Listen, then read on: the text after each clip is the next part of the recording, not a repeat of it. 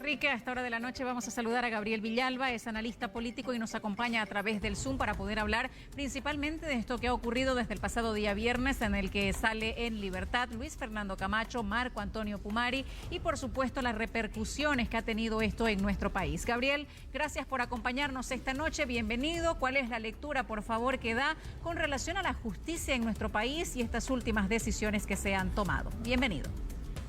Bueno, muchísimas gracias por la invitación, Nardi. Un gusto compartir con usted, compartir con Enrique a través de tan prestigioso medio. Sin lugar a dudas, existe una colusión de derechos, ¿no?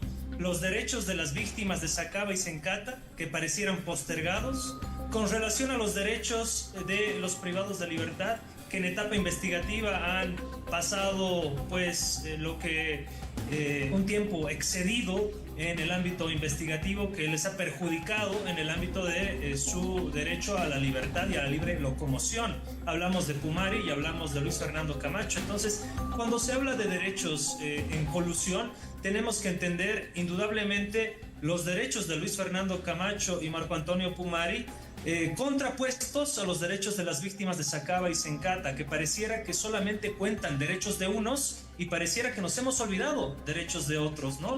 Derechos de los familiares que perdieron a sus seres queridos en Sacaba, en Sencata, derechos de todas las víctimas de actos delincuenciales provocados en 2019 a instancias de la quema de tribunales electorales departamentales, por ejemplo, a instancias de provocar o promover la subversión constitucional, la ruptura del orden constitucional del 2019, autoproclamar una señora que no tenía mayoría parlamentaria en la Cámara de Senadores, un montón de situaciones que tienen que ser consideradas no solamente desde la vía estrictamente judicial, sino desde lo simbólico, lo político, lo cultural.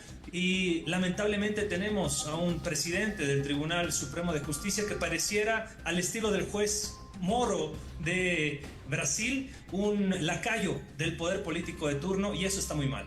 Ahora, el presidente del Tribunal Supremo de Justicia ha manifestado de que son un órgano independiente, de que eso se había perdido hace un tiempo atrás, porque los políticos o partidos políticos hacían de la justicia en nuestro país lo que querían y que por fin ha llegado, dice él, la independencia de este que es uno de los órganos más importantes que tiene nuestro país. ¿No entiende usted este mismo mensaje que ha dado el presidente del Tribunal Supremo de Justicia? ¿No lo comparte? Resulta que ahora, el último año de gobierno, el señor presidente del Tribunal Supremo de Justicia se le ocurre salir a los medios a decir que es independiente, que es imparcial, cuando en otros escenarios perseguía, por ejemplo, a la jueza Moreno, ¿no? Sacaba pronunciamientos en contra de una jueza, de una dependiente judicial, operadora de justicia, que es, según él, estaba favoreciendo a un exmandatario, hablando de Evo Morales Ayma específicamente, ¿no? Entonces, pareciera que no se mide con la misma vara a unos y a otros, ¿no? Y en ese aspecto, el presidente del Tribunal Supremo de Justicia, pues más que ser una figura política, tiene que ser una alta figura de el ámbito estrictamente judicial. No puede cambiar la toga por las banderas políticas, y eso es lo que está haciendo, abrazándose con Luis Fernando Camacho, declarándose hijo predilecto de Warnes y otras, perdón, de Montero, si no estoy mal, sí. Y aspectos que, creo yo, hacen a la militancia y al activismo político por sobre un órgano que debiera ser independiente y por ende en ningún momento debiera pedir revisar las sentencias o condenas de determinados personajes políticos, ¿no?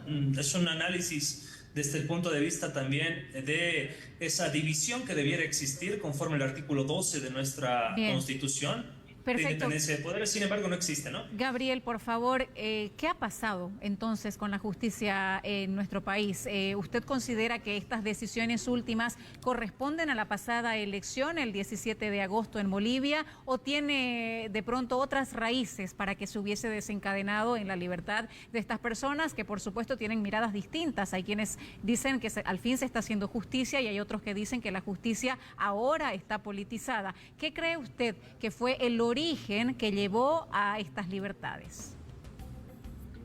Indudablemente las elecciones, ¿no? Los resultados electorales y un gobierno nacional de Luis Arce Catacora y David Choquehuanca que está de salida.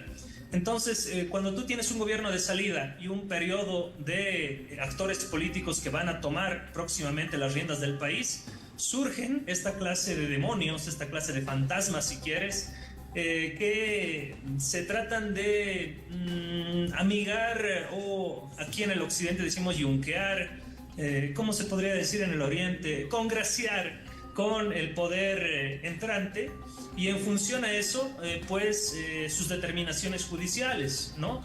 No es ninguna casualidad que pasadas las elecciones y teniendo los resultados electorales que tenemos, salga recién el presidente del Tribunal Supremo de Justicia como una forma de congraciarse nuevamente con el poder entrante y también provocar una polarización en el país, porque nos guste o no nos guste, este acto de liberación de Luis Fernando Camacho y Marco Pumari marca un nuevo escenario de polarización en el país, previo a las elecciones, a la segunda vuelta electoral, lo cual es bastante artificialmente armado, pero muy bien articulado, de manera estratégica, me animaría a decir, ¿no? No es ninguna casualidad. En política no existen las casualidades. No existen casualidades en política, dice Gabriel. Ahora estamos a poco de que tengamos un balotaje en el país.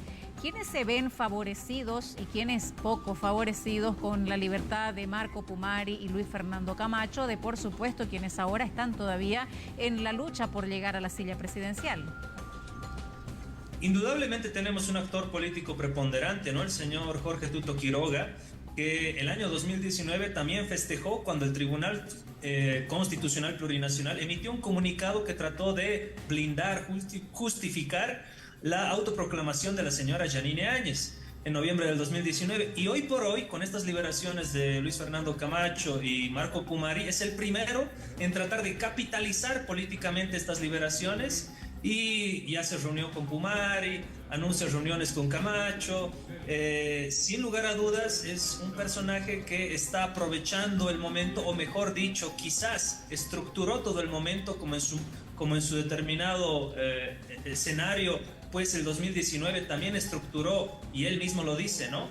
La movida, si quieres, política para deponer al gobierno de Evo Morales, pues hoy por hoy me animaría a decir que es el principal artífice para estas liberaciones, y que estas liberaciones le brinden un capital político importante. Perfecto. Gabriel, estaremos al pendiente de lo que vaya pasando en nuestro país con esta situación política, económica, conflictos y todo lo que conlleva la justicia también, para en un próximo contacto poder seguir analizando esta situación. Gracias, Gabriel Villalba. Ha sido un gusto compartir entrevista. Un gusto compartir con usted, Nardi. Saludos a Enrique, a toda la gente que escucha y ve tan prestigioso programa. Hasta una siguiente ocasión. Hasta una siguiente.